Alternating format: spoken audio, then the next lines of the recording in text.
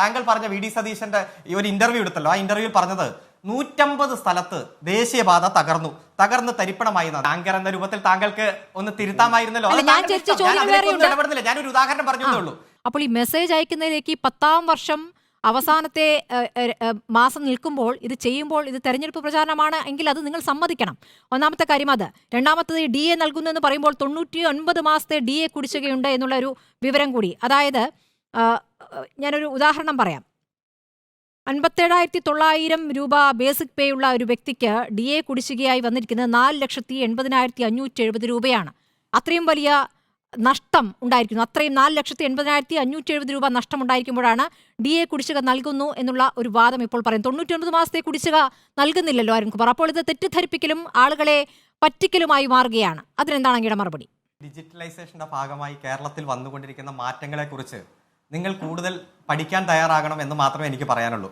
ഇനി ഒരാഴ്ചയൊക്കെ കഴിഞ്ഞ് വൈകുന്നേരം ഈ ചർച്ചയൊക്കെ കഴിഞ്ഞ് സ്മൃതി പരുത്തിക്കാട് നിങ്ങളുടെ സ്റ്റുഡിയോയിൽ നിന്ന് പുറത്തിറങ്ങുമ്പോൾ പെട്ടെന്നൊരു കാലാവസ്ഥാ വ്യതിയാനം വന്നാൽ അതുവരെ താങ്കളുടെ മൊബൈലിൽ മെസ്സേജ് ആയിട്ട് വരും. അത് ഗവൺമെന്റ് സംവിധാനത്തിൽ നിന്ന് തന്നെ വരിക. ഒരു കാലാവസ്ഥാ വ്യതിയാനം ഇവിടുത്തെ രാഷ്ട്രീയത്തിൽ ഉണ്ടാകുമെന്ന് ഭയന്നിട്ടാണോ ഈ മെസ്സേജ് എന്ന് സംശയിക്കുന്നു? ഇല്ല, അങ്ങനെ ആരും ഭയപ്പെടുന്നില്ല. നിങ്ങൾ വിരലിൽ ഉണ്ടാവുന്നവർ മാത്രമേ ഭയപ്പെടുന്നുള്ളൂ. അത് ഈ മെയ് മാസം ആകുമ്പോൾ മാറിക്കോളും. കഴിഞ്ഞോടെയും 2020 നിങ്ങൾ ഇങ്ങനെ ഭയപ്പെട്ടതാണ്. അന്ന് സംഭവിച്ചുകൊണ്ട് തന്നെ ഇപ്പൊ സംഭവിക്കും. ഒറ്റ കാര്യം കണക്കൊക്കെ എന്റെ കയ്യിലുണ്ടല്ലോ. കണക്കില്ലാതെ നിങ്ങളുടെ ചർച്ചയ്ക്ക് വരുമോ? ഒറ്റ കാര്യമുള്ളൂ. അപ്പൊ താങ്കൾ തന്നെ വി.ഡി. സതീശന്റെ ഇന്റർവ്യൂ എടുത്തു.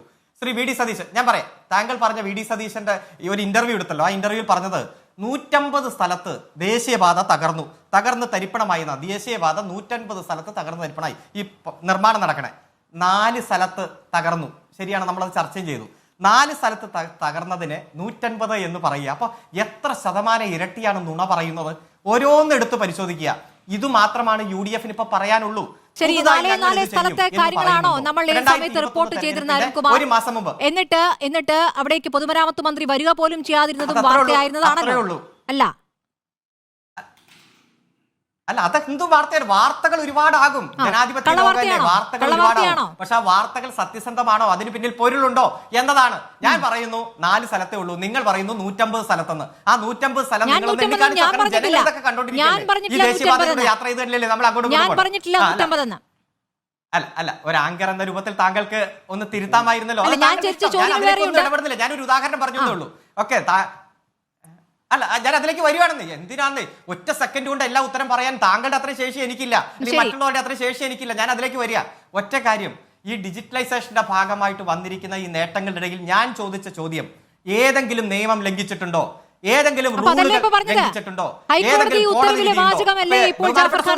പറയട്ടെ, ഒന്ന് കേൾക്കൂ എന്റെ മാഡം, ഒന്ന് കേൾക്കൂ. ഏത് വിധി? ആ വിധി സ്പ്ലിംഗറിന്റെ ഇടക്കാല ഉത്തരവാ. ആ ഇടക്കാല ഉത്തരവൊക്കെ റദ്ദ് ചെയ്ത് ഫൈനൽ ഉത്തരവ് വന്നു. ഇതിലൊരു ഡേറ്റ മോഷണം ഇല്ലെന്ന് പറഞ്ഞ് ആ കേസ് കീറിപ്പറിച്ച് പള്ളെ കളഞ്ഞു. ആ കേസ് നിലവിലില്ല. ഒരു കേസിന്റെ പരിഗണനാ വിഷയത്തിൽ ആദ്യം ഒരു ഇടക്കാല ഉത്തരവ് പലതും വരും.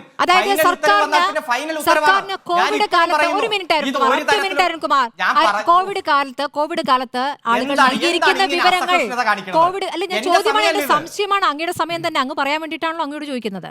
കോവിഡ് കാലത്ത് അങ്ങേക്ക് പക്ഷം പറയാൻ ഒരാളുണ്ട്. ഇപ്പോൾ നിങ്ങൾ ഒറ്റയ്ക്കാണെന്നുള്ള വാദം പറയരുത്. അരുൺകുമാർ ഒറ്റയ്ക്കല്ലല്ലോ, തുഫയിലുമുണ്ടല്ലോ.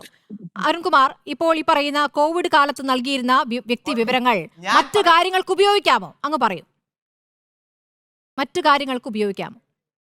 ഇവിടെ ഏതു വിവരവും ഗവൺമെന്റ് സംവിധാനത്തിന് ചെയ്യാം. ഇത് ഒരു സ്വകാര്യ മേഖലയെ ഏൽപ്പിച്ചിട്ടില്ല. ഇപ്പൊ ഫിനാൻസ് ഡിപ്പാർട്ട്മെന്റിന്റെ കീഴിലുള്ള വകുപ്പാണെങ്കിലും ഈ ഡേറ്റ സോഫ്റ്റ്വെയർ IT മിഷന്റെ കയ്യിൽ തന്നെയാണ് സ്റ്റേറ്റ് ഡേറ്റാ സെന്റർ. ഈ വിവരങ്ങൾ വെച്ച് ഏതെങ്കിലും തരത്തിൽ ഒരു ഇൻഫർമേഷൻ കൊടുക്കുകയാണ് ഗവൺമെന്റ്. ഇത്തരത്തിലുള്ള ഒരു തീരുമാനം എടുത്തിട്ടുണ്ട്, ആ തീരുമാനം നിങ്ങളെ അറിയിക്കുന്നു എന്ന് പറഞ്ഞു. ഞാൻ ചോദിക്കുന്നു, എന്ത് നിയമവിരുദ്ധത?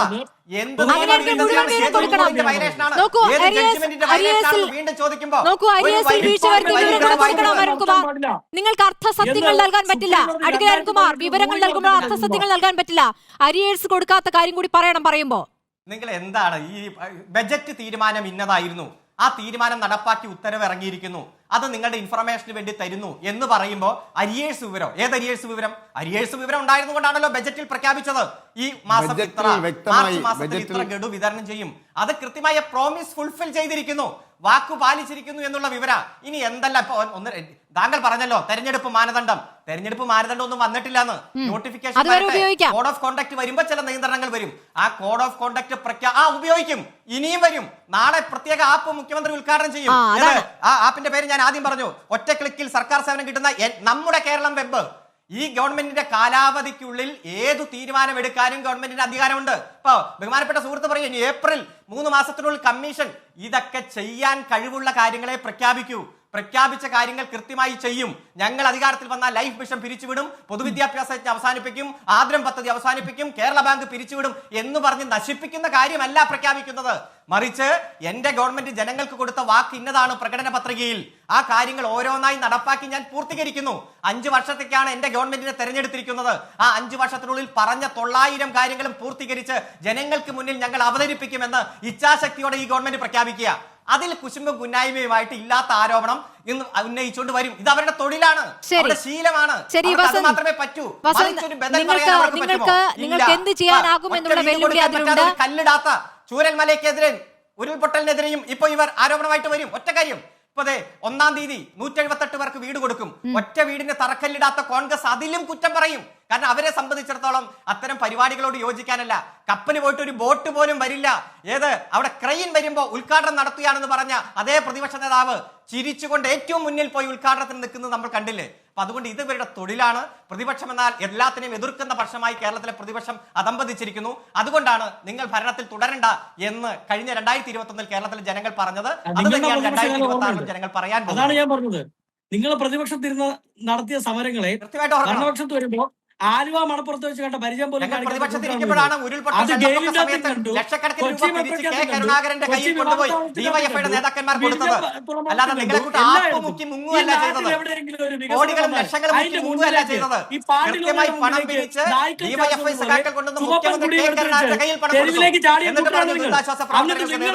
വരുമ്പോ നാണവമാനം ഇല്ലാതെ അതിന്റെ പിതൃത്വം ഏറ്റെടുക്കാൻ മനസ്സിലാക്കിയാൽ മതി. അല്ലല്ല, എന്നോട് ചോദിച്ച ചോദ്യത്തിന് ഉത്തരവല്ല പറഞ്ഞത്. ഈ നാട്ടിൽ ആരെങ്കിലും വികസനം കൊണ്ടുവന്നാൽ ആ വികസനത്തിന്റെ മുമ്പിലേക്ക് പാണ്ടിലോറിയുടെ മുമ്പിലേക്ക് നായ്ക്കൾ കുരച്ചുകൊണ്ട് ചാടുന്ന പോലെ ചുമപ്പൻ കൊടിയുമായി ഇറങ്ങി പുറപ്പെടുന്ന കൂട്ടരാണ് നിങ്ങൾ. ഇപ്പോൾ നിങ്ങൾ വലിയ ഡേറ്റയുടെ കഥയും ഇന്റർനെറ്റിന്റെ കഥയൊക്കെ പറഞ്ഞില്ലേ? കമ്പ്യൂട്ടറിനെതിരെ സമരം ചെയ്ത ആരായിരുന്നു? കമ്പ്യൂട്ടറിനെതിരെ സമരം ചെയ്ത ആരായിരുന്നു? കൊച്ചി മെട്രോയ്ക്കെതിരെ സമരം ചെയ്താരാ? കൊച്ചി വിമാനത്താവളത്തിന്റെ വളർന്നു കിടന്നിട്ട് എന്റെ നെഞ്ചിൽ വിമാനം ഇറങ്ങില്ല എന്ന് പറഞ്ഞ എസ് ശർമ്മ മറന്നുപോയോ? എന്നിട്ട് അതേ എസ് ശർമ്മ നിങ്ങളുടെ ഗവൺമെന്റ് അവിടെ പോയി TADയെ കൈപ്പറ്റി. നാണവമാനം ഇല്ലാതെ TADയെയും കൈപ്പറ്റി. കുറച്ച് ഉളുപ്പ് വേണ്ടേ നിങ്ങളുടെ സഖാക്കന്മാർക്ക്? ഒരു പ്രതിപക്ഷത്തിരുന്ന് സമരം ചെയ്യാം ഒരു പദ്ധതിക്കെതിരെ, ഭരണപക്ഷത്ത് വരുമ്പോ ആ പദ്ധതിയുടെ ഭാഗമായി പോയി TADയെ കൈപ്പറ്റുക. ഉളുപ്പെന്നൊരു സാധനം വേണ്ടേ? ഉളുപ്പെന്നൊരു സാധനം വേണ്ടേ? കുറച്ചെങ്കിലും പല്ല് പുളിക്കില്ലേ? ഇങ്ങനെ സമരം ചെയ്തിട്ട് അതേ പദ്ധതിയുടെ ഭാഗമായി പോയി പൈസ കൈപ്പറ്റാൻ നാണാവില്ലേ? ഇനി അങ്ങനെ കുറച്ച് പോയിന്റുകൾക്ക് ഉത്തരം പറയാം. ഇത് അങ്ങ് അത് പറഞ്ഞതുകൊണ്ട് എന്നെ കൊണ്ട് പറയിപ്പിച്ചതാ. അങ്ങ് പറഞ്ഞത് ഗവൺമെന്റിന് ഡേറ്റ എടുത്ത് ഗവൺമെന്റ് സംവിധാനത്തിലേക്ക് ട്രാൻസ്ഫർ ചെയ്യാം. തെറ്റ്. KS Puttaswamy versus union of India 2018 Aadhaar കേസാണ് കേട്ടോ. ആ കേസിൽ ബഹുമാനപ്പെട്ട ഇന്ത്യയുടെ സുപ്രീം കോടതി പരമോന്നത നീതിപീഠം അങ്ങയുടെയും എന്റെയും ഒക്കെ അഭിഭാഷക ഭാഷയിൽ പറഞ്ഞാൽ അങ്ങനെ തന്നെ ഇത് prime supreme law of the land. അവർ പറഞ്ഞെന്താണെന്ന് അറിയാമോ? ഡിപ്പാർട്ട്മെന്റൽ ട്രാൻസ്ഫർ പോലും ഇല്ലീഗലാണ്. അതായത് ഗവൺമെന്റ് ഒരു ഡിപ്പാർട്ട്മെന്റ് ആരോഗ്യ വകുപ്പ് ഒരു ഡേറ്റ കളക്ട് ചെയ്യുന്നു. ആ ഡേറ്റ സാമ്പത്തിക വകുപ്പിന് കൊടുക്കാനേ പാടില്ല. അത് സുപ്രീം കോടതിയുടെ റൂളിംഗ് ആണ്. അത് ഈ നേരത്തെ രാഷ്ട്രീയ നിരീക്ഷകൻ എന്ന് പറഞ്ഞ ആൾ കൂടി മനസ്സിലാക്കുന്നത് നന്നാവും. പിന്നെ IT വകുപ്പിന് എങ്ങനെയാ കിട്ടുന്നത്?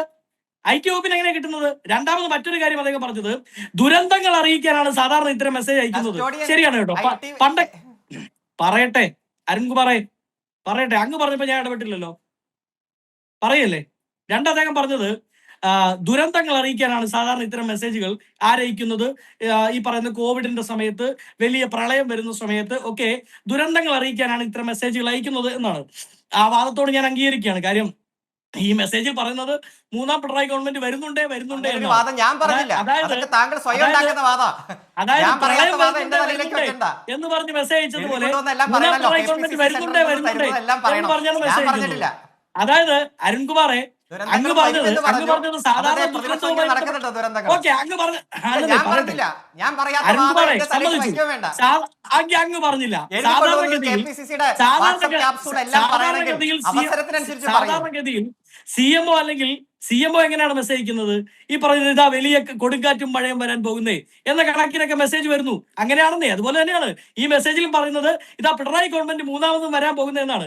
അതായത് പഴയ മെസ്സേജുകൾ ഒരു ദുരന്തം വരുന്നത് എന്ന് പറഞ്ഞുകൊണ്ടാണെങ്കിൽ ഈ തവണയും ഇതാ മറ്റൊരു ദുരന്തം വരാൻ പോകുന്നത് എന്നാണ് മെസ്സേജ് അയക്കുന്നത്. നല്ല കാര്യമാണ്. ഇത് കാണുമ്പോഴേ പണ്ടെങ്ങനെയാണെന്ന് അറിയാമോ? ദുരന്തം വരുന്നു എന്ന് പറഞ്ഞ് നിങ്ങൾ മെസ്സേജ് അയക്കുന്നു. ഈ പ്രാവശ്യത്തെ മെസ്സേജിന്റെ പ്രത്യേകത, ഈ മെസ്സേജ് തുറന്നു നോക്കുമ്പോൾ വായിക്കുന്നവൻ പറയും അയ്യോ ദുരന്തം വരാൻ പോകുന്നേ, മൂന്നാമതും പിണറായി വരാൻ പോകുന്നേ. അതാണ് വ്യത്യാസം. ഇതിലെ ലീഗൽ ഇഷ്യൂ വളരെ ക്ലിയർ ആണ്.